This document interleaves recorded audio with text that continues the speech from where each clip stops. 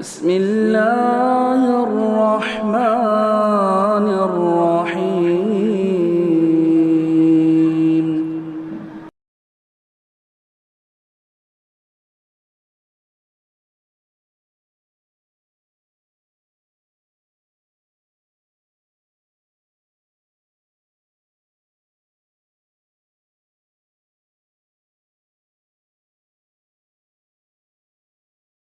بسم اللہ الرحمن الرحیم وبہ نستعین سبحانک لا علم لنا الا ما علمتنا انک انت العلیم الحکیم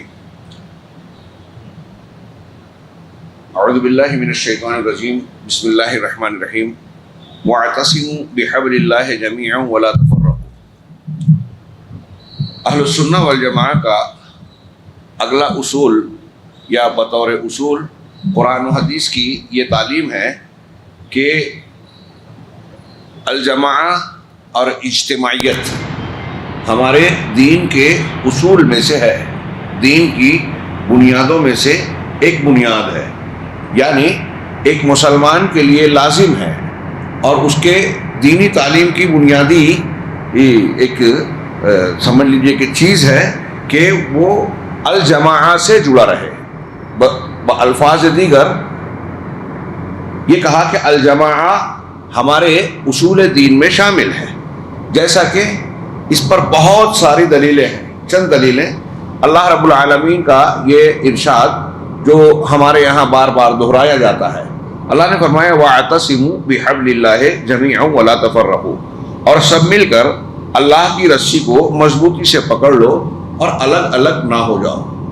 آج کل مسلمانوں کی جو صورتحال ہے اس کے تناظر میں قرآن کی اس آیت اور ایسے بہت سارے نصوص کے سلسلے میں لوگوں نے اپنے اعتبار سے معنی بیان کر دیے اور اسے اختیار کر کے سمجھتے ہیں کہ یہی قرآن کی تعلیم ہے، اسی پر عمل کرنا لازم ہے۔ جیسے ہمارے یہاں ایک مسلمان کو جب تھوڑا درد ہوتا ہے، وہ دیکھتا ہے کہ آپس میں اختلافات ہے، اس سے مسلمانوں کی کمزوریاں ہیں، نقصانات ہیں، دشمنوں کو فائدہ ہوتا ہے، تو وہ بڑا تلملاتا ہے اور ان نقصانات سے بچنے کے لیے ہمیشہ یہ سوچتا ہے، بات کرتا ہے کہ کیوں مسلمانوں میں اتنا اختلاف ہے، کیوں علماء کرام سب ایک نہیں ہو جاتے۔ ابھی یہیں چند دنوں پہلے ایک صاحب نے کہا کہ کیا حل ہو؟ یہ حل قرآن و حدیث نے بتایا ہے۔ الجماعہ کا معنی کیا ہے، الجماعت کسے کہتے ہیں، یہ تو پہلے سمجھا جائے۔ ہمارے یہاں اس کا معنی نہ سمجھ کے لوگ یہ کہتے ہیں اپنے اعتبار سے کہ اپنے اپنے مسلک پر، اپنے اپنے بنائے ہوئے اصولوں پر آپ قائم رہیے اور سب ایک ہو جائیے۔ تھوڑی دیر کے لیے اس پر غور کیجئے کہ اللہ نے دین اتارا، اللہ تبارک و تعالیٰ نے کیا اجتماعیت کا طریقہ اصول ضابطہ نہیں بتایا؟ آپ اسے چھوڑ کے ہر کوئی یہ کہتا ہے کہ جس نے جو اختیار کر رکھا ہے وہ مانتا رہے اور ایک ہو جائے۔ اللہ نے کہا اللہ کی رسی کو مضبوط پکڑ کے سب کو مل کے پکڑنا ہے اور پھر فرقہ فرقہ نہیں ہونا ہے۔ اب یہاں لوگ کہتے ہیں کہ فرقہ فرقہ مت بنو، ایک ہو جاؤ اور سب متحد ہو جاؤ، چاہے اپنے اپنے مسلک پر۔ جب اپنے اپنے مسلک پر ہے تو فرقہ تو ہیں، پھر ایک ہونے کا مطلب کیا ہوا؟ آگے اس کی وضاحت ہوگی۔ یہ حدیث افتراق کے اندر نبی کریم صلی اللہ علیہ وسلم سے جب فرقہ ناجیہ کے بارے میں پوچھا گیا، یہ قرآن کی آیت ہے، حضرت عبداللہ ابن مسعود رضی اللہ تعالیٰ عنہ نے کہا اللہ کی رسی سے مراد الجماعہ ہے۔ اللہ کی رسی، واعتصموا بحبل اللہ جو پڑھا ہم نے، اللہ کی رسی کو مضبوطی سے پکڑ لو، تو اس کی تفسیر ایک لوگ کرتے ہیں کہ رسی سے مراد قرآن ہے، کچھ لوگ کہتے ہیں رسول ہے، کچھ لوگ کہتے ہیں صراط مستقیم ہے، کچھ لوگ کہتے ہیں اسلام ہے۔ سب ایک دوسرے کی تشریح کر رہے ہیں اور ایک دوسرے سے لازم و ملزوم ہے، کوئی بھی غلط نہیں ہے۔ حضرت عبداللہ ابن مسعود یہاں کا قول جو نقل کیا وہ سمجھنے والا ہے کہ اللہ کی رسی کو مضبوط پکڑنا ہے، مطلب الجماعہ کو پکڑنا ہے۔ الجماعہ کو پکڑنے کا مطلب کیا ہے؟ آگے یہ بتایا کہ وہ جو 73 فرقے ہوں گے، اس حدیث کی طرف اشارہ کیا، اس میں سے ایک گروہ نجات پانے والا ہوگا۔ وہ کون سا گروہ ہوگا؟ نبی کریم صلی اللہ علیہ وسلم نے بتایا کہ یہ وہ گروہ ہوگا جو میرے اور میرے صحابہ کے طریقے پہ ہے۔ اللہ کے رسول کے طریقے پہ ہے وہ سنت ہے، صحابہ کے طریقے پہ ہے وہ جماعت ہے۔ اب جب یہ کہا کہ اللہ کی رسی کو مل کر مضبوطی سے پکڑ لو، یعنی الجماعت کو پکڑ لو، تو پہلی جماعت صحابہ کی ہے۔ اور صحابہ کی جماعت کس چیز کو مانتی تھی؟ قرآن اور حدیث کو، نبی کریم صلی اللہ علیہ وسلم کی اتباع کرتے تھی۔ صحابہ کے درمیان فرقے نہیں تھے، صحابہ کرام کے درمیان یہ جو آج کے زمانے میں ہم بہت سارے بناوٹی اصول، بدعات، خرافات، نئے نئے ضابطے، نئے نئے فرقے اور نام پاتے ہیں، یہ کچھ بھی نہیں تھا. تو جو الجماع کا مسلک منہج دین تھا اسے پکڑ لو، اور اسے ہم نے پکڑا تو اللہ کی رسی کو مضبوطی سے پکڑا. یہ معنی آپ سمجھ لیں. بہت سارے علماء آج سمجھنے کو تیار نہیں ہیں. یہ جو میں نے بیان کیا اچھی طرح سمجھ لیں، اور اس میں کوئی ہیش پیش یا کوئی ایسا نہیں ہے کہ میں کوئی نئی بات کھینچ تان کے لا رہا ہوں. یہ صحابی رسول اور قرآن و حدیث کے ایک دوسرے کے معنی اور مفہوم سے جڑنے والی بات ہے. حضرت ابو ہریرہ رضی اللہ تعالیٰ عنہ کی ایک روایت ہے، میں عربی متن چھوڑ رہا ہوں، صرف ترجمہ پڑھ رہا ہوں، کہ اللہ تعالیٰ تمہاری 3 چیزوں سے خوش ہوتا ہے اور 3 چیزوں سے ناراض. 3 چیزیں ایسی ہیں تمہارے اندر ہوگی تو اللہ راضی ہوگا، خوش ہوگا، اور 3 چیزیں ایسی ہیں جس سے ناراض ہوگا. خوش ہوتا ہے اس سے کہ تم عبادت کرو اس کی، پہلے نمبر پہ کہ اللہ کی عبادت کرو، اور کہاں گیا، عبادت کرو اس کی، اور اس کے ساتھ کسی کو شریک نہ کرو، شرک نہ کرو. عبادت میں وحدہ لا شریک ہو رہا ہے، نمبر 1. نمبر 2 شرک نہ کرو، اس کی رسی کو مل کر پکڑے رہو.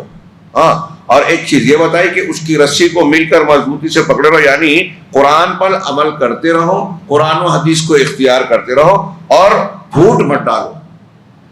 ولا تفرقوا، پھوٹ مت ڈالو، فرقہ نہ بن جاؤ. رسی کو پکڑنے کا مطلب یہ، ہمارے یہاں لوگ کہتے ہیں کہ پھوٹ نہ ڈالنے کا مطلب یہ ہے کہ سب مل جل کر اکٹھا رہو، ہاں، اور الگ الگ فرقے میں رہو. کوئی مطلب ہی نہیں بننا. ہاں، اور ناخوش ہوتا ہے اللہ جن چیزوں سے ناراض ہوتا ہے، جن 3 چیزوں سے، کہ بے فائدہ گفتگو سے، آپ ایسی باتیں کریں جس سے کوئی فائدہ نہیں ہے، نہ دنیا کا نہ آخرت کا، اور بہت پوچھنے سے، یعنی مسائل کا پوچھنا جن کی ضرورت نہ ہو، تو بہت سوالات کرنا، بلا وجہ کے سوالات جس کی ضرورت نہیں ہے. آج کل ہمارے ہاں، اور دیکھیے کہ جن لوگوں کو یہ عادت ہوتی ہے، سوال و جواب بہت زیادہ کرتے ہیں، اس میں کھود کرید میں لگے رہتے ہیں، ان کے یہاں عمل نہیں پایا جاتا. بس وہ قابلیت کا مظاہرہ کرنے میں یا بحث کرنے میں لگے رہتے ہیں، اور ان باتوں کا جن کی حاجت نہ ہو، اور جن کا پوچھنا دوسرے کو ناگوار گزرے، اور مال کے تباہ کرنے سے، یعنی اللہ تضییع مال، اضاعت مال، یعنی آپ ایسی جگہ پر اپنا پیسہ خرچ کریں جس میں نہ دنیا کا کوئی فائدہ ہو نہ آخرت کا فائدہ. بہت سارے لوگ ایسے بہت سارے شوق کی چیزوں میں کرتے ہیں. یہاں حاشیے میں قوس میں صاحب ترجمہ شیخ نے لکھا، جیسے پتنگ بازی، آتش بازی، اور ہمارے بہت سارے اس قسم کے شوق ہوتے ہیں جس کا فائدہ نہ ہمیں حاصل ہوتا ہے اور نہ گھر والوں کو، نہ قوم و ملت کو. یہ صحیح مسلم کی حدیث ہے. اب یہاں امام شافعی اور 1-2 سلف کی جو تشریح ہے غور سے سنیے کہ الجماع یا اللہ کی رسی کو مضبوط پکڑنے کا کیا مطلب ہے. میں نے آپ لوگوں کو اشارہ کیا اس کی اہمیت بتانے کے لیے کہ یہ آیت اور اس کا معنی عام طور سے مسلمانوں کے ہر طبقے، ہر فرقے میں بیان کیا جاتا ہے، لیکن اس کا معنی سمجھا نہیں جاتا، اس کے صحیح معنی کو اختیار نہیں کیا جاتا. اسے اچھی طرح سے سمجھیں. آپ کی اور ہماری ذمہ داری ہے کہ اس کو سمجھ کر مسلمانوں کو سمجھائیں. ہاں، ہم اختلافات ختم نہیں کر سکتے، لیکن جو ہمارے تعلقات میں ہیں ہم ان کو سمجھا کر اپنی ذمہ داری تو پوری کر سکتے ہیں، ہم اپنے آپ کو تو بچا سکتے ہیں، اپنے آپ کو دل میں مطمئن کر سکتے ہیں. اور اللہ جسے توفیق دے ان فرقوں سے جو متفرق ہیں، ان میں سے جو آدمی یہ معنی مفہوم سمجھے گا، ممکن ہے توبہ کر کے وہ بھی الجماع کا طریقہ اختیار کرے گا، اللہ کی رسی کو پکڑے گا. امام شافعی رحمہ اللہ نے کہا، الرسالہ میں ان کی یہ عبارت کا ترجمہ ہے کہ اگر آپ کہتے ہیں کہ یہاں پر نبی اکرم صلی اللہ علیہ وسلم نے لزوم جماعت سے کیا مراد لیا ہے، یعنی جماعت کو لازم پکڑو، کیا مطلب ہے اس کا، تو میں کہوں گا کہ اس کا ایک ہی معنی ہے. امام شافعی کہہ رہے ہیں اگر آپ کہیں گے کہ اس کا آخر ایک ہی معنی کیسے ہے، تو میں کہوں گا کہ جب لوگ ملکوں اور شہروں میں الگ الگ ہوں گے تو انہیں کوئی پابند نہیں بنا سکے گا. کوئی الگ الگ دیش میں مسلمان رہتے ہیں تو کوئی پابند نہیں بنا سکے گا کہ یہاں اتحاد سے، جیسے ایک حکومت ہے ایک ملک کی، مسلمان کئی ملکوں میں ہیں، تو وہ والی حکومت جو ایک جگہ ہے دوسروں کو کیسے پابند بنائے گی. امام شافعی وہی کہہ رہے ہیں. آگے وہ کہتے ہیں کہ یہاں اتحاد سے مراد ظاہری اتحاد نہیں ہے. اس طرح تو کافر، مسلم، فاسق، فاجر سب ایک ساتھ مل کر رہ سکتے ہیں کہ آپ لوگ اکٹھا ہو جائیں، بھیڑ باڑ جمع کر لیں، سب ایک میدان میں جمع ہو جائیں، متحد ہو گئے. یہ ظاہری اتحاد، یہ اتحاد نہیں ہے. آج کل کوئی حکومت کے خلاف معاملہ آتا ہے، مسلمانوں کے خلاف، تو لوگ مل جل کے ساری جماعتیں اکٹھا ایک پلیٹ فارم بناتی ہیں. ہمارے مالیگاؤں میں بنی تھی کل جماعتی, وہاں دھماکے وغیرہ ہوئے تھے, مسلمانوں پر الزام لگانے کی کوشش کی گئی. ساری جماعتوں نے مل کے اپنے نمائندوں کی بنیاد پہ بنایا, آج بھی ہے وہ کسی نہ کسی شکل میں. تو یہ اکٹھا ہو گئے اور اپنے اپنے مسلک پہ ہیں. تو اجتماعی یا مشترکہ مفاد کے لیے ہندوستانی تقاضے کی بنیاد پر یہ ایک پلیٹ فارم بنا. یہ دینی طور سے اتحاد نہیں ہے. وہاں یہ کہا جا رہا ہے کہ بھئی آپ اپنے اپنے طور پہ رہیں, اور اگر کوئی مسئلہ اختلاف ہوتا ہے تو اس کا معاملہ الگ رکھیے. یہاں آج ہندوستان یا ملک کے سیاسی حالات اور سماجی حالات کی بنیاد پر جو تقاضے ہیں, اس بنیاد پر ہم ایک مشترکہ پلیٹ فارم بنا رہے ہیں. یہ اللہ کی رسی کو پکڑنے کے لیے نہیں ہے.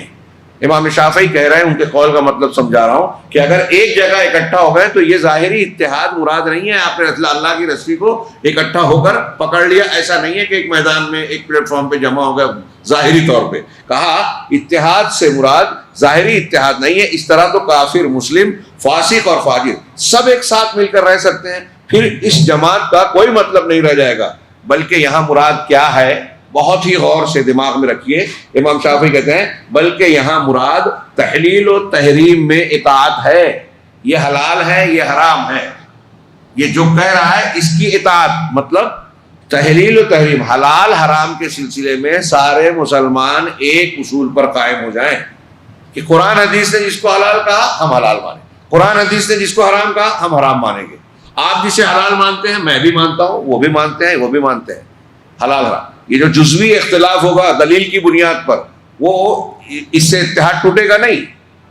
بھائی آپ بھی قرآن حدیث کو مان رہے ہیں, میں بھی مان رہا ہوں, کہیں کہیں تشریح میں فرق ہو رہا ہے, منہج دونوں کا ایک ہی ہے, لیکن ایک معنی نکالنے میں فرق ہو رہا ہے. تو یہ اختلاف جوہری یا بنیادی نہیں ہوا, اتحاد کے خلاف نہیں ہوا. تو کہا کہ مراد تحلیل و تحریم میں اطاعت ہے. یہ جو امام شافعی کا قول میں پڑھ رہا ہوں, مجھے سمجھ رہا ہے کہ مسلمانوں میں بہت سے لوگوں کو آپ سمجھائیں گے تو یہ سمجھ میں نہیں آئے گا, لیکن کم سے کم ہم سمجھیں, اللہ ہمیں ہمارے سینے کو کھلے. چنانچہ مسلمانوں کی جماعت کی پابندی سے مراد یہی ہے کہ آدمی وہی کہے جو جماعت کہتی ہے, یعنی ہمارے اصول ایک ہوں, ہمارا ضابطہ ایک ہو, ہم منہج میں ایک ہوں.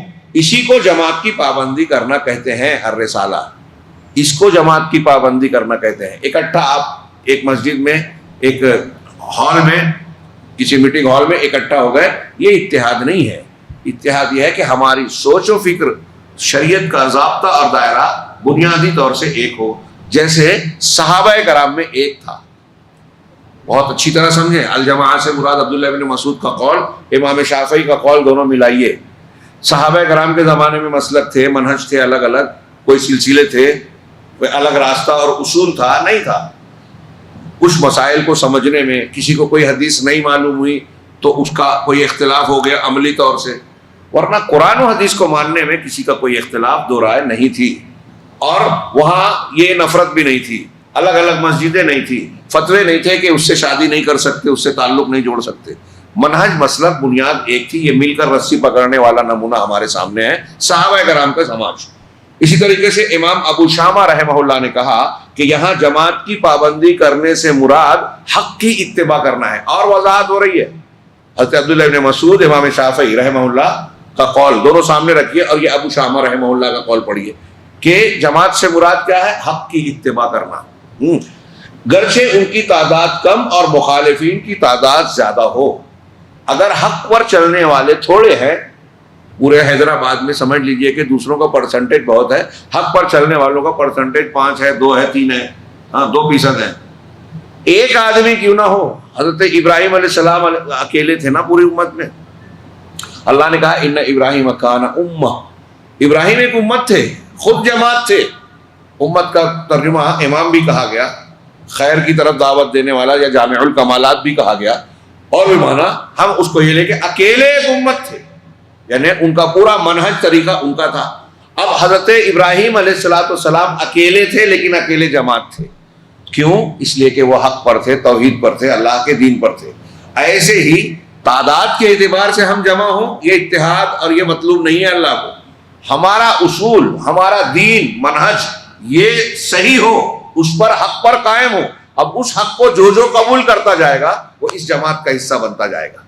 امام ابو شامہ کہتے ہیں کہ یہاں جماعت کی پابندی کرنے سے مراد حق کی اتباع کرنا ہے. اب جب آپ بھی ایک حق کو مان رہے ہیں، میں بھی مان رہا ہوں، تو خود بخود آپ کا اور میرا اتفاق ہو گیا، گرچہ ان کی تعداد کم اور مخالفین کی تعداد زیادہ ہو، کیونکہ حق وہی ہے جس پر پہلی جماعت قائم تھی، جو کہ نبی اکرم صلی اللہ علیہ وسلم اور صحابہ کے دور میں پائی جاتی تھی. وہی حق ہے جس پر وہ تھے. بعد کے زمانے میں پائے جانے والے اہل باطل کی کثرت کو نہیں دیکھا جائے گا. باطل بہت ہیں، ان کی تعداد بہت ہے، یہ نہیں دیکھا جائے گا. ہاں، حدیث کے اندر وارد ہے، اللہ کے رسول صلی اللہ علیہ وسلم کا فرمان ہے کہ جو شخص اپنے امیر میں کوئی ناپسند بات دیکھے، یہ ایک اور اجتماعیت کا ایک اصول بتا رہا ہے قرآن. اللہ کے رسول اللہ کے فرمان کی روشنی میں ابن عباس راوی ہے، ہاں صحیح بخاری کی حدیث ہے، کہ اگر آپ کوئی مسلمان اپنے امیر کے اندر کوئی غلط بات، کوئی ناپسندیدہ بات دیکھے تو صبر کرے. مسلمانوں کا خلیفہ، حاکم، حکمراں، یہ حکومت والی بات ہے. ہمارے یہاں لوگ اس پہ اعتراض کرتے ہیں کہ بھائی اب تو حکومت ہے ہی نہیں. چلو ٹھیک ہے، نہیں ہے، لیکن یہاں بھی اجتماعیت کے جو اصول ضابطے ہیں قرآن و حدیث کے، وہ دیکھنا چاہیے. یہ جو بات کہی جا رہی ہے امیر کے بارے میں، ہمارے یہاں اگر کوئی آدمی وہ امیر نہیں ہے، حکومت نافذ کرنے والا، تو کیا اس کا مطلب یہ ہے کہ یہاں اگر کوئی بڑا آدمی ہے، جماعت کا ذمہ دار ہے، مسجد کا ذمہ دار ہے، تو اس کی عزت نہ کی جائے، اس کو کوئی مقام نہ دیا جائے، ویسی سمو طاعت نہیں کی جائے گی جیسی خلیفہ کی جاتی ہے؟ بات صحیح ہے، لیکن کیا کوئی مزاج کوئی تعلیم نہیں ہے؟ ہم تو یہ دیکھتے ہیں اللہ کے رسول اللہ کی ایک حدیث یہاں تک ہے کہ اگر 3 مسلمان سفر کر رہے ہیں تو ایک کو امیر بنا لو. اب بتائیے کہ ان 3 میں جو ایک امیر بنے گا، کیا وہ چور کا ہاتھ کاٹتا ہے؟ اس کی سمو طاعت ایسی ہوگی جیسے خلیفہ وقت کی ہوتی ہے؟ کیا وہ زکوٰۃ وصول کر کے جمع کرتا ہے، اکٹھا کرتا ہے، بیت المال چلاتا ہے؟ نہیں. ایک کو امیر بنانا یہ سسٹم ہے. اگر آپ کسی کو بڑا پن دے کے اس کی سمو طاعت کرتے ہیں جائز دائرے میں، اس کی خیر کے اور اچھے کاموں میں تعاون کر رہے ہیں، تعاون کرنا ایک چیز ہے. چلیے آپ وہ سمو طاعت نہیں ہے، تعاون تو کریں گے. آپ جس مسلک کو، جس دین کو دین مانتے ہیں، اگر کوئی آدمی وہ کر رہا ہے، ایک آدمی دین کے مسجد، ہم یہاں عبادت ہوتی ہے، ایک آدمی مسجد کی خدمت کر رہا ہے، تو صحیح کام ہے یا غلط ہے؟ صحیح ہے. تو ہمارا کام کیا ہے؟ ایک مسلمان ہونے کی حیثیت سے اس کا تعاون کریں، نہ کہ مخالفت. اب ہمارے یہاں تعصب یہ دیا جاتا ہے کہ یہ جماعت وہ جماعت نہیں ہے. تو اب کیا اس کا مطلب؟ کیا قرآن حدیث یہ کہہ رہے کہ مخالفت کریں؟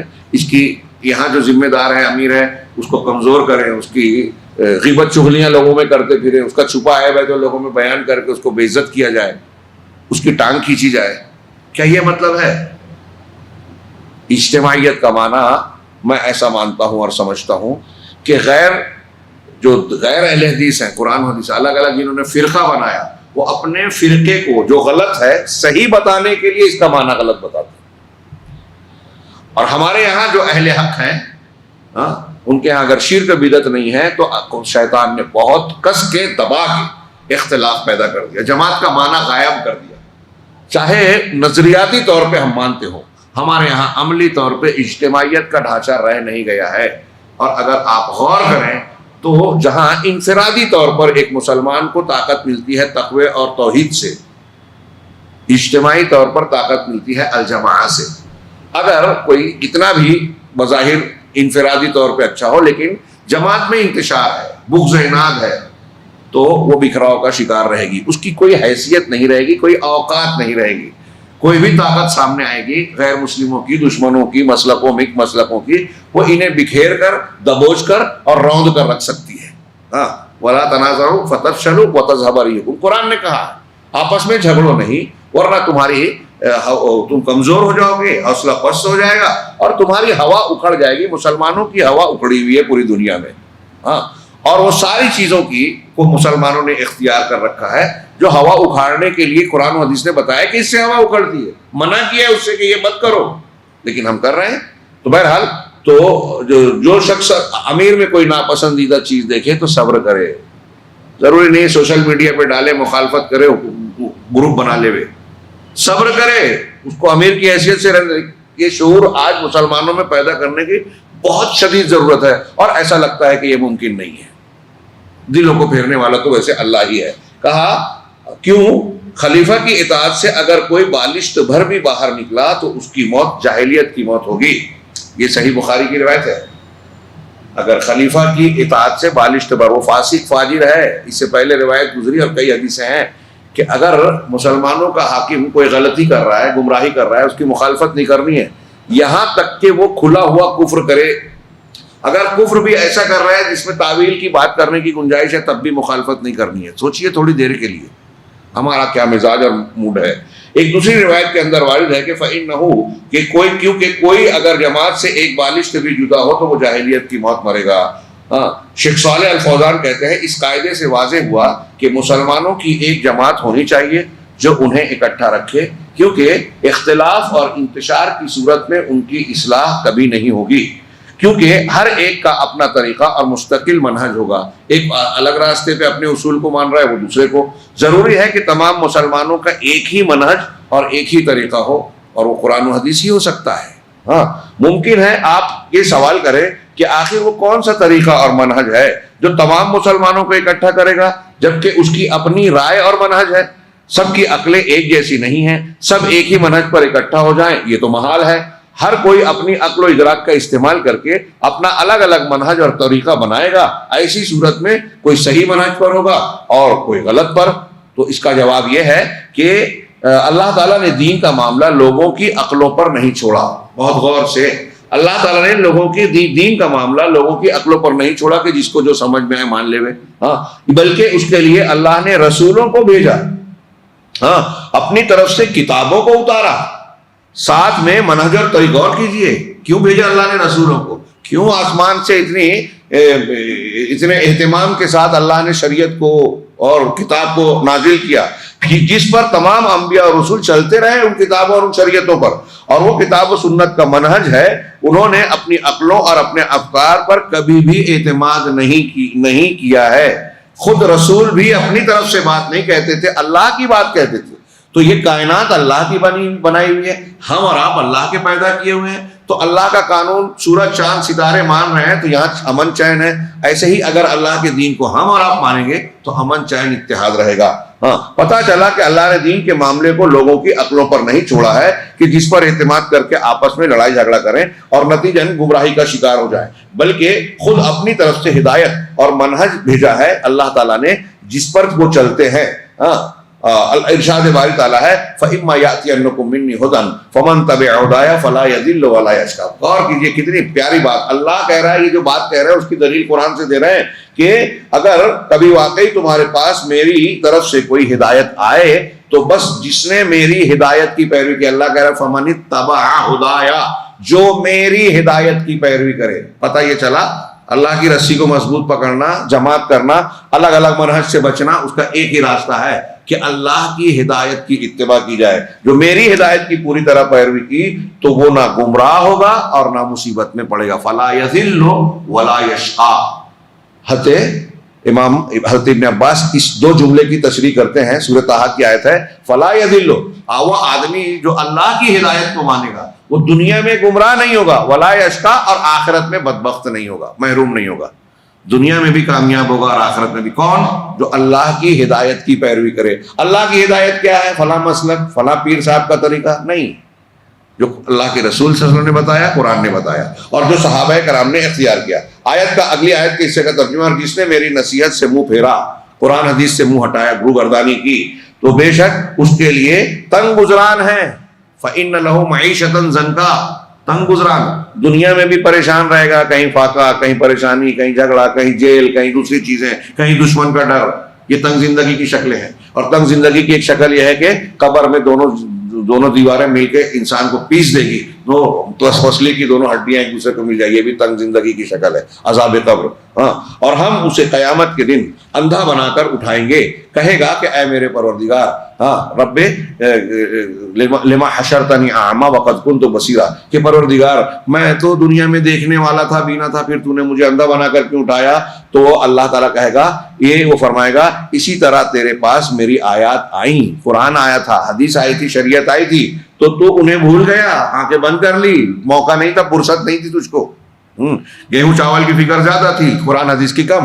ہاں تو کہا کہ تو نے اس کو فراموش کر دیا اور اسی طرح آج تو بھلایا جائے گا. اب تو نے جب آنکھیں ہوتے ہوئے نہیں پڑھا، وقت ہوتے ہوئے نہیں سیکھا، تو اب آج تجھ کو میں نے توجہ کے لائق نہیں سمجھا. یہ سورۃ طٰہٰ کی جو ہے آیت کا ترجمہ ہے. اور جیسا کہ ایک جگہ اور فرمایا اللہ تعالیٰ نے وَأَنَّ هَذَا صِرَاطِي مُسْتَقِيمًا فَاتَّبِعُوهُ وَلَا تَتَّبِعُوا السُّبُلَ فَتَفَرَّقَ بِكُمْ عَنْ سَبِيلِهِ ذَلِكُمْ وَصَّاكُمْ بِهِ لَعَلَّكُمْ تَتَّقُونَ. قرآن کی ان آیتوں کو اگر مان لے مسلمان نہ جھگڑا ختم ہو جائے، لیکن مانتے کہاں ہیں. اور ہم اس کا جو صحیح معنی سمجھ رہے ہیں یا بیان کر رہے ہیں یا صحابہ نے سمجھا ہے، وہ آج مسلمان ماننے کو بھی تیار نہیں ہے. کہا کہ یہ میرا، اللہ تعالیٰ نے کہا آپ کہہ دیجئے کہ یہی میرا سیدھا راستہ ہے، ہذہ سبیل، یہ میرا سیدھا راستہ ہے، بس اس پر چلو. واتبعوہ، اسی کی اتباع کرو، کوئی دوسرے راستے پہ نہیں چلنا، الگ الگ منہج نہیں بنانا. ہاں اگر ایسا کرو گے دوسرے راستوں پر نہ چلو کہ وہ تمہیں اس کے راستے سے جدا کر دیں گے.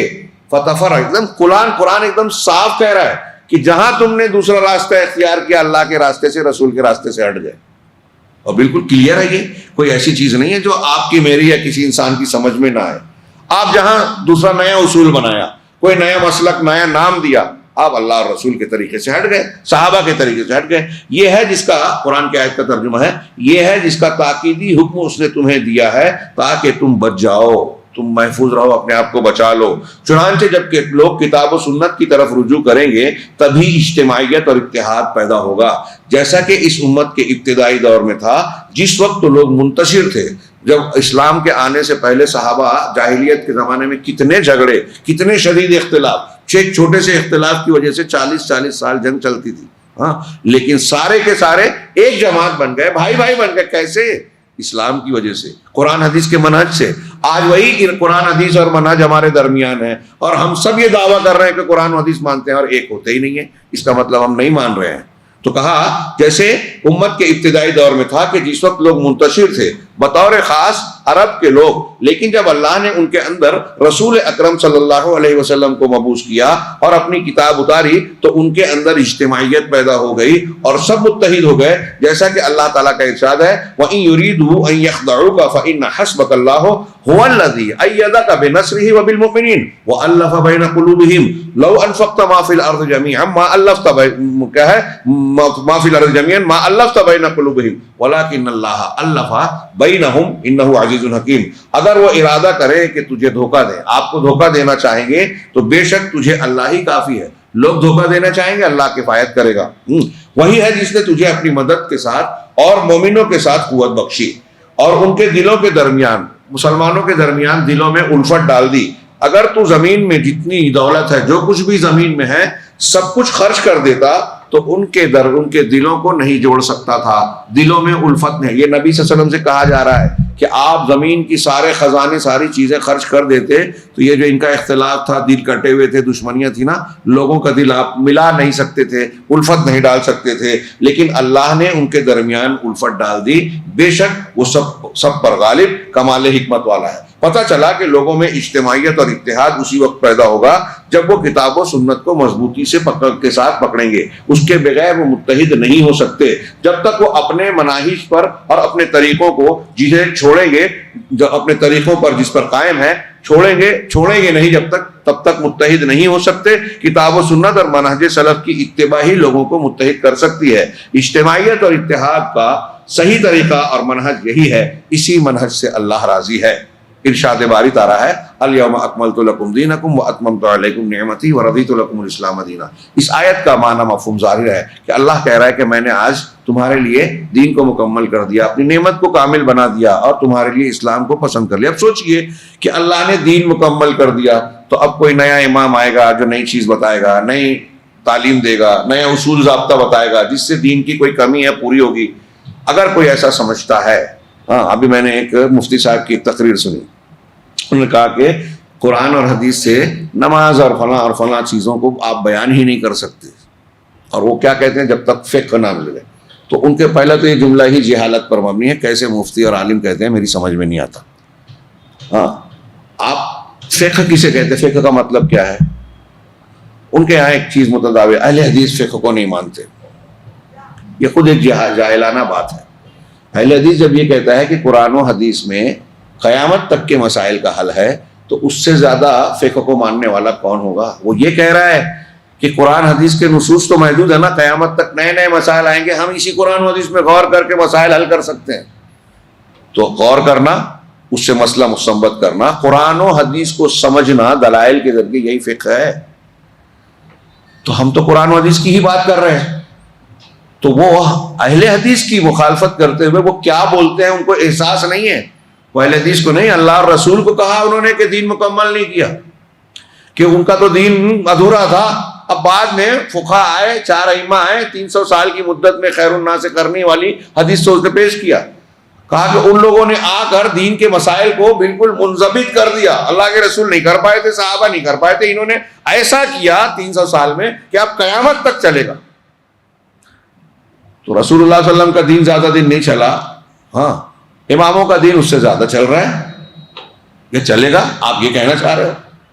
سمجھا ہی نہیں ہے۔ ہر ایک کو اس کے مقام پہ رکھیے، نہ کسی کی بے عزتی کیجیے اور نہ قرآن و حدیث کا انکار کیجیے۔ اس میں انکار ہے قرآن و سنت کا۔ آپ صرف مسلک کو، اپنے غلط اصول کو صحیح بتانے کے لیے صحیح کو غلط کہہ رہے ہیں، یہی ہوتا ہے۔ بہت ڈرنا چاہیے اس سے۔ اور میں سوچتا ہوں کہ اہل الحدیث کی مخالفت میں ہم دیکھتے ہیں ہمارے بہت سے بھائی جو اپنے طور سے بڑی محنت کرتے ہیں، ہاں، جو ثابت شدہ حدیثیں ہیں، سنتیں ہیں، اس کو شدت سے رد کرتے کرتے حدیثوں کا رد کر دیتے ہیں۔ یہ کوئی چھوٹی موٹی بات نہیں ہے۔ اصولوں کی حد تک ہو، تعویل کی حد تک ہو، نیت صحیح ہو تو گنجائش ہے، اللہ معاف کرے گا۔ لیکن اگر ہٹ دھرمی آ گئی آپ کے اندر، دشمنی آ گئی، اور اس بنیاد پر آپ میری مخالفت کرتے ہوئے میرے پاس جو حق ہے اس کا رد کر بیٹھے، تو یہ کوئی چھوٹا مسئلہ نہیں ہے۔ یہ حق کا رد کرنا اللہ اور اس کے رسول کی بات کا رد کرنا ہے، اور جہاں اللہ اور اس کے رسول کی بات کا رد ہو وہاں کفر کا دروازہ کھلتا ہے۔ اور ایسے میں جب لوگوں نے اس روش کو اختیار کر رکھا ہے تو اتحاد و اتفاق کا دروازہ بند رکھا ہے۔ اب اگر ایک جگہ کہیں اکٹھا ہو گئے تو اس سے اتحاد نہیں ہوگا۔ تو اللہ تبارک و تعالیٰ نے دین کو مکمل کر دیا ہے۔ صحابہ تابعین کے دین میں کے زمانے میں جو دین تھا نا، اس میں کوئی کمی نہیں تھی۔ اس وقت جو دین تھا آج بھی وہی ہے، جو اس وقت دین نہیں تھا آج بھی نہیں ہے۔ لہذا اس وقت جو نہیں تھا نا، اس چیز کو چھوڑ دیجئے۔ بہت کلیئر میں کہوں، جیسے کہ چشتی، قادری، نقشبندی، حنفی، شافعی، مالکی، حنبلی، یہ نسبتیں نہیں تھی، ختم کر دیجیے۔ آپ کہیں گے اہل حدیث بھی نہیں تھا۔ اہل حدیث کیسے نہیں تھا؟ اللہ کہہ رہا ہے قرآن حدیث کو مانو، قرآن حدیث کو ماننے والے ہی تو حق پر ہیں۔ تو جس جو قرآن حدیث کو مانتا ہے اسی کو پہچان کے لیے دوسروں کے مقابلے میں اہل حدیث کہا جاتا ہے۔ اب اگر اہل حدیث نہ کہیں تو یہ کہیں کہ قرآن حدیث کی اتباع کرنے والے تھے، اسی کو تو کہہ رہے ہیں۔ تو کوئی نہیں تھا اس کے علاوہ۔ تو جو بات کی چیزیں سب چھوڑ دیجئے۔ جو بکر صدیق، عمر فاروق، عثمان غنی، حضرت علی اور دیگر صحابہ کا دین تھا وہ مان لیجئے، اتحاد ہو جائے گا، حق پر ہوں گے، صراط مستقیم، الجماع، جنت کا راستہ، بس وہی ہے صرف۔ پھر انہوں نے دوبارہ شیخ صالح الفوزان نے وہ حدیث نقل کی کہ 3 چیزوں سے اللہ راضی ہوتا ہے اور 3 چیزوں سے نہیں۔ یہی 3 چیزیں لوگوں کو متحد کر سکتی ہے۔ یہ صرف 3 چیزیں دھیان میں رکھیے کہ اب لوگ سوال کرتے ہیں کہ اتحاد کیسے ہوگا مسلمانوں کے اندر۔ تو 3 بنیادیں بتائی ہے قرآن و حدیث نے، جو اس حدیث میں کہ اللہ 3 چیزوں سے راضی ہوتا ہے، 3 چیزوں سے ناراض۔ اسی کی روشنی میں تشریح کرتے ہوئے کہا کہ پہلی چیز توحید اور عقیدہ صحیحہ ہے۔ اتحاد کس پر ہوگا؟ توحید پر، عقیدے پر۔ اس کو لوگ چھیڑتے ہی نہیں ہیں ہمارے ہندوستان میں۔ اس کو لوگوں نے غیر اہم سمجھ رکھا ہے، جو حقیقت میں دین میں سب سے اہم، تمام انبیاء کی دعوت، پہلی دعوت یہ نہیں ہے تو دین کچھ نہیں ہے۔ آپ رات اور دن کوئی ایک لمحہ بھی سجدہ نہ چھوڑیں یا نماز پڑھتے رہیں ہر وقت، لیکن توحید نہیں ہے تو بیکار ہے۔ تو پہلے توحید اور عقیدہ صحیحہ جو کہ کتاب و سنت کے موافق ہو۔ لا الہ الا اللہ کا، لا الہ الا اللہ، اس کا مدلول اور معنی اور اس کے تقاضے، یہی چیز لوگوں کو متحد کرے گی۔ لیکن اگر لوگوں کے مختلف عقائد ہوں گے، لا الہ الا اللہ صحیح نہیں ہوگا، ہاں، پھر منتشر ہی رہیں گے، کبھی اتحاد نہیں ہوگا۔ تو سب سے پہلی بنیاد عقیدہ توحید کو درست کرنا۔ توحید عقیدہ ایک ہوتا گیا، ہم سب بھائی بھائی بنتے چلے گئے۔ جو بھی مسلمان، جو بھی انسان غیر مسلم ہو، وہ جہاں توحید کہے گا، توحید کو اختیار کرے گا، ہمارا بھائی بن جائے گا، اور اس کا دل سے ملے گا۔ ظاہر میں صرف اکٹھا ہونے والا معنی نہیں ہوگا، وہ اللہ کی عبادت کو کی بنیاد پر سب اکٹھا ہوتے چلے جائیں گے۔ چنانچہ مسلمانوں کا پہلا مصدر عقیدہ ہے، اس لیے ضروری ہے کہ تمام مسلمانوں کا ایک ہی عقیدہ ہو، اور وہ قرآن و حدیث کا عقیدہ ہو۔ یہ ایک چیز ہوئی عقیدہ، قرآن و حدیث کا عقیدہ۔ دوسری چیز کیا ہے جس سے اتحاد و اتفاق ہوگا؟ کہ وہ مصدر اور مرجع جس کی طرف اختلاف کے وقت رجوع کرنا ہے۔ ہمارے دین کی بنیاد کیا ہے؟ دین کہاں سے نکلتا ہے؟ ہاں اس مصدر کو. آپس میں اگر جھگڑا اور اختلاف ہو جائے تو اللہ نے کس چیز کی طرف رجوع کرنے کے لیے کہا؟ ہاں فلاں امام کی فقہ کی طرف، فلاں سلسلے کی طرف نہیں. ہاں وہ کہا جیسا کہ فرمایا اللہ کی رسی کو مضبوطی سے پکڑے رہو، یہ ہم نے پڑھا، یعنی قرآن پر عمل کرتے رہو اور پھوٹ مت ڈالو، اور قرآن کے ساتھ حدیث جڑی ہوئی ہے. دوسرا، اور اللہ کی رسی سے مراد قرآن اور سنت رسول صلی اللہ علیہ وسلم ہے. اللہ تعالیٰ کا ارشاد ہے فَإِن تَنَازَعْتُمْ فِي شَيْءٍ فَرُدُّوهُ إِلَى اللَّهِ وَالرَّسُولِ إِن كُنتُمْ تُؤْمِنُونَ بِاللَّهِ وَالْيَوْمِ الْآخِرِ ذَلِكَ خَيْرٌ وَأَحْسَنُ تَأْوِيلًا. کتنی صاف بات ہے. ہمارے ہاں لوگوں کو یاد ہوگی کہ اگر آپس میں تمہارا اختلاف جھگڑا ہو جائے، نزاع ہو جائے، تو اس نزاع کو پلٹاؤ کس کی طرف؟ اللہ کی طرف اور رسول کی طرف. اللہ اور رسول کی طرف مطلب قرآن کی طرف اور حدیث کی طرف، اللہ کا کلام، رسول کی حدیث، اس کی طرف پلٹاؤ تاکہ تمہارا مسئلہ اختلاف حل ہو جائے. یہیں میں نے اس سے پہلے بھی کہا تھا اسی آیت کے پیش نظر کہ اس میں اللہ کہہ رہا ہے کہ آپ کا اختلاف ہو تو قرآن و حدیث سے حل کرو. اس کا مطلب ٹھیٹ یہ ہوا کہ قرآن و حدیث میں ہمارے اختلافات کا حل ہے. قرآن و حدیث میں ہمارے اختلافات کا، نزاعات کا حل ہے. اگر نہیں ہوتا تو اللہ یہ حکم دیتا کیا؟ نہیں دیتا. اب کھلے طور سے نہیں ہے تو کیسے ہوگا؟ غور کرنا پڑے گا، اجتہاد کرنا پڑے گا، یہی فقہ ہے. اور آپس میں اختلاف ہوا تو یہ کرنا ہے. اگر اختلاف نہیں ہے تو جس پر اتفاق اس کو ماننا ہے، یہ اجماع ہوا. تو قرآن حدیث کی طرف پلٹنے کا حکم یہ اللہ تعالیٰ دے رہا ہے، قرآن کریم میں دے رہا ہے کہ جھگڑا ہو تو یہ کرو، سنت کی طرف لوٹو، اللہ کی طرف لوٹو. ہاں یہ اگر تمہارا ایمان ہے اللہ پر اور آخرت کے دن پر، اور ایسا کرنا، ہاں ایسا کرنا انجام کے لحاظ سے زیادہ بہتر ہے. خیر و احسن تأویلا، بہتر ہے اور انجام کے اعتبار سے اچھا ہے. معلوم ہوا کہ اختلاف کے وقت کتاب و سنت ہی فیصل ہے. اور انسانوں کے، یہ جملہ دھیان رکھیے کہ انسانوں کے مناہج اور فیصلوں پر اعتماد کرنے سے لوگوں کا اختلاف ختم نہیں ہوتا. مثال کے طور پہ اگر کسی امام کو، مثلا آج کے زمانے میں کسی کو پکڑ لے، جیسے مولانا الیاس صاحب ہیں، مولانا زکریا صاحب ہیں، مولانا ابو الاعلیٰ مودودی ہیں، امام حسن البنا، امام کہنے لگے ہیں لوگ انہیں، حسن البنا ہے، سید قطب ہیں، یہ آج کے ماضی قریب کے. اور پیچھے جائیں، باقلانی ہیں، فلاں ہیں، ماوردی ہیں، اور پیچھے جائیں چشتیہ، قادریہ، نقشبندیہ کے بڑے مشائخ ہیں، یا پھر امام حنیفہ، امام شافعی، امام مالک ہیں. ان کو اگر ہم لیوے تو ان میں سے کوئی ایک شخصیت آپ بتائیے جس کو سارے مسلمان قبول کر لیں، ان کے بنائے ہوئے اصولوں کو سب قبول کر لیں، یا ان کے بنائے ہوئے اصول کے بارے میں کوئی بھی دنیا کا انسان یہ کہے کہ ان کے 100% قرآن حدیث کے مطابق ہے، کہیں غلطی نہیں ہوئی ہے. یہ 2-3 سوال پر غور کیجیے. اور اس کے بعد جواب جو انہوں نے کہا کہ اللہ کی کتاب اور رسول اللہ صلی اللہ علیہ وسلم کی سنت محفوظ بھی ہے، معصوم بھی ہے. اللہ تعالیٰ نے گارنٹی ان کی حفاظت کے لیے ہے، قرآن کی اور قرآن کی تشریح حدیث کی. کسی کی فقہ، کسی کا قول محفوظ نہیں ہے، مطلب یہ بھی نہیں کہہ سکتے کہ وہ ان کا ہی قول ہے، نمبر 1. اور دوسرا یہ کہ سارے لوگ مانتے ہیں کہ ان سے غلطی کا امکان ہے، کوئی معصوم نہیں ہے. امام حنیفہ ہو، امام شافعی ہو، فلاں ہو، ڈھیما ہو، کوئی کتنا بھی ہو، ہوا میں اڑے، پانی پہ چلے، کیسا بھی بزرگ ہو، اس سے نبی کے علاوہ انسان سے غلطی ہو سکتی ہے، نبی سے نہیں. نبی کی حدیثیں محفوظ ہیں، دوسروں کی باتیں نہیں.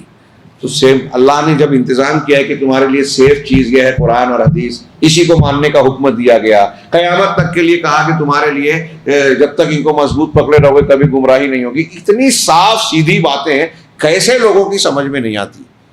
یہ فتنہ ہے جو مقدر ہو چکا. اب کوئی اگر گڑھے میں گرنا ہی چاہتا ہے تو اس میں کوئی کچھ نہیں کر سکتا. اللہ اور رسول کی یہ باتیں بالکل صاف ہیں، اور واضح کیا کہ اختلاف کا خاتمہ کتاب و سنت کی طرف رجوع کرنے ہی میں ہے. اب الگ الگ منہج، فلاں مولانا کا طریقہ، فلاں جماعت، فلاں تنظیم، اس سے جڑنے سے اختلاف گھٹے گا نہیں، بڑھے گا. نئے نئے طریقہ، نئے نئے منہج جو بناتے ہیں، روز ٹی وی چینل پہ ایک کو نئے کو اگایا جاتا ہے اور ہمارے یہاں لوگ اس کو لائک کرنے لگتے ہیں. کہا کیونکہ یہ کتاب اللہ کی طرف سے ہے، جو حکمت، جو یہ کتاب جو قرآن ہے یہ اللہ کی طرف سے ہے، جو حکمت والا اور تعریف والا ہے. یہ نئے نئے مناہج ویسے نہیں ہیں.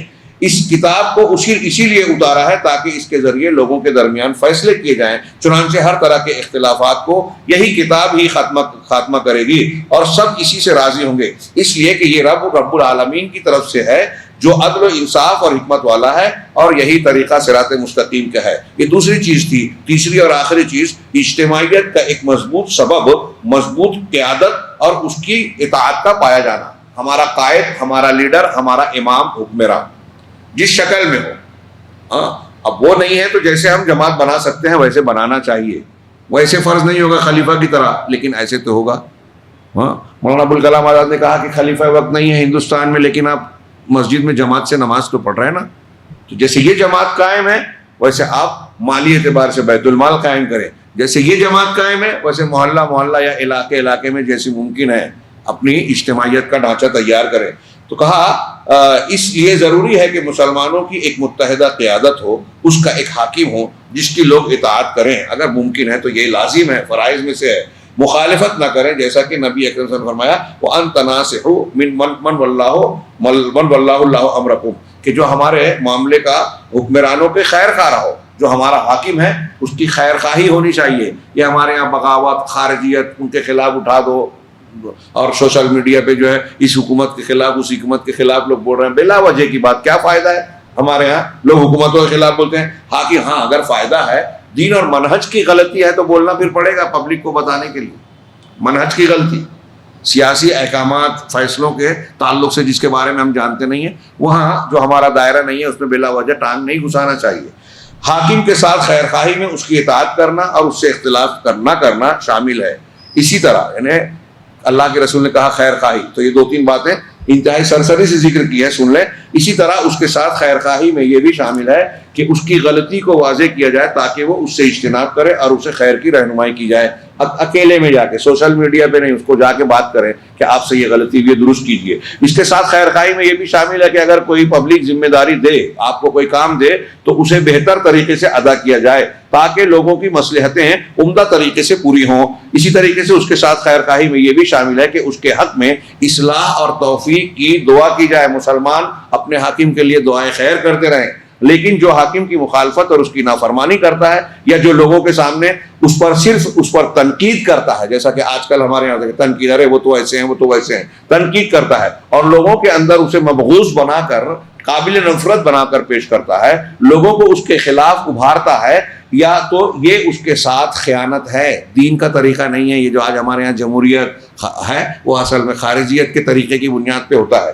اسی طرح جو غلطی کو دیکھے مگر حاکم تک نہ پہنچائے، لوگوں میں مخالفات اور خلل کو دیکھے مگر حاکم تک اسے نہ پہنچائے کہ معاملہ بڑھنے سے قبل ہی اس کا تدارک اور ازالہ ہو جائے۔ لوگوں میں بے چینی ہے تو اس کا سدھار کرنے کے لیے وہ اپنے طور سے جو کر سکتا ہے نہ کرے، تو مطلب فساد پھیلنے دے رہا ہے مسلمانوں میں، تو یہ حاکم کے ساتھ خیانت کہلائے گی۔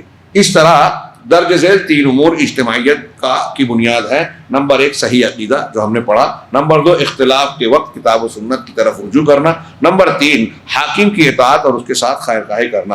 اجتماعیت اور اتحاد کے لیے ان تینوں کا ہونا ضروری ہے، اگر نہیں کیا گیا بصورت دیگر اختلاف مقدر ہے، امت انتشار کا شکار رہے گی۔ اس لیے یہ بہت ہی اہم اور عظیم قاعدہ ہے کہ مسلمانوں کے لیے اجتماعیت کا ہونا بہت ضروری ہے، اور یہ اجتماعیت کتاب و سنت، عقیدہ صحیحہ اور ایک صالح قیادت کی بنیاد پر قائم ہو سکتی ہے، اس کے بغیر ممکن نہیں۔ ایسی قیادت جو صالح ہو، جس کی پیروی کی جائے اور جس سے مسلمانوں کو فائدہ اور دشمنوں پر ہیبت طاری ہو، اسے اختیار کرنا چاہیے۔ اس کے لیے جہاں ہماری یہ کوشش ہو کہ ایسا کیا جائے، وہیں ایک مسلمانوں کی عام تربیت ہونا چاہیے کہ ہمارے سماج اور معاشرے میں جو لوگ بڑے ہیں، کسی بھی یونٹ کے ذمہ دار ہیں، ہم ان کا احترام کرنا اور ان کے بتائے ہوئے احکامات اور ہدایات کے مطابق عمل کرنا سیکھیں۔ ڈسپلن آتا ہے اس سے۔ جب تک یہ نہ ہو، کہیں ایک چھوٹی سے آفس میں اگر آفس کے باس کی بات کارے کرتا وہاں کے اہلکار نہ مانے، وہاں ڈسپلن قائم نہیں رہے گا۔ ہم یہاں دیکھ رہے ہیں، یہاں لوگ ہدایات دیتے ہیں، یہ قرآن و حدیث کی بنیاد پر بھی دیتے ہیں اور لوگوں کی سہولت کی بنیاد پر بھی، کہ گاڑی یہاں نہ لگائیں، نمازی کے آگے سے نہ جائیں، فلاں کام نہ کریں۔ لیکن ہم دیکھتے ہیں کہ یہ وہ چیزیں، ان میں جو چیزیں وہ محسوس کر رہے ہیں، کھلی آنکھوں سے دیکھ رہے ہیں کہ ایسا نہ کرنے سے نقصان ہوتا ہے، لوگوں کو تکلیف ہوتی ہے، پھر بھی ماننے کو تیار نہیں ہے۔ یہ اس بات کی دلیل ہے کہ مسلمانوں میں اجتماعیت کا، ڈسپلن کا کتنا فقدان ہے، جبکہ ہمارا یہ ماننا ہے، اور ہم نے دنیا کے سامنے صرف تھیوریکل یا نظریاتی طور پہ نہیں بلکہ عملی طور پر پریکٹیکل طور پر یہ ثبوت پیش کیا ہے کہ ایک مسلمان جب قرآن و حدیث کی تعلیمات کا پیروکار ہوتا ہے، اس پر عمل کرتا ہے، تو اس سے زیادہ ویل ڈسپلنڈ، منظم، باضابطہ اور مہذب شخص کوئی دوسرا نہیں ہو سکتا۔ آج ہمارا عمل اس کے خلاف ہے، اور اگر اس کو ہم اپنے ان سطحوں پر بھی درست نہیں کر سکتے تو جماعت اور اجتماعیت کا مفہوم پیدا کرنا تو بہت دور کی بات ہے۔ اللہ رب العالمین ہمیں توفیق دے کہ ہم اجتماعیت کی ان بنیادوں کو اپنی زندگی میں نافذ کریں اور کر سکیں، کیونکہ اس کے بغیر دنیا میں عزت و قوت مل ہی نہیں سکتی، اور آخرت کی کامیابی بھی مصیبت میں ہوگی۔ اللہ رب العالمین ہمیں صحیح راستے کا راہی بنائے اور کامیابیوں سے نوازے۔ وآخر دعوانا الحمدللہ رب العالمین، وصلی اللہ علی نبینا محمد۔